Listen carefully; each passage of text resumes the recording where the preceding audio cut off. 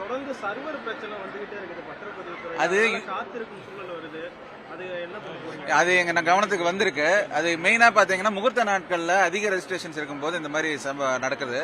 நாங்க சர்வர்ஸை கெப்பாசிட்டி அதிகரிக்கிறதுக்கு நடவடிக்கை எடுத்துட்டு இருக்கோம். இன்னொன்னு எல்லா துறையிலும் தொடர்ந்து வெள்ளை அறிக்கை வணிக மற்றும் பத்திரப்பதிவுத்துறை சார்பாக தேவைப்பட்டா முதல்வரோட ஆலோசனை பெற்றுக்கொண்டு நாங்க அதை வெளியிடுவோம். இப்ப அந்த துறையோட நிலைமை எப்படி சார் இருக்கு? இப்ப எவ்வளவு வருவாய் இருக்கு நமக்கு? வருவாய் நல்லா அதிகமான மற்ற மாநிலங்களை கம்பேர் பண்ணும்போது நமக்கு அதிகமான இது சுமை இருக்கிறதா வரி இருக்கிறதா சொல்றாங்க. அது தமிழக அரசுக்கு முக்கியமா நிதி இதுல வருமானம் ஈட்டக்கூடிய ஒரு டிபார்ட்மெண்ட் பாத்தீங்கன்னா ரெஜிஸ்ட்ரேஷன் டிபார்ட்மெண்ட்டும் மிக அதிக அளவில் வருவாய் ஈட்டி தர ஒரு டிபார்ட்மெண்ட் தான் இது.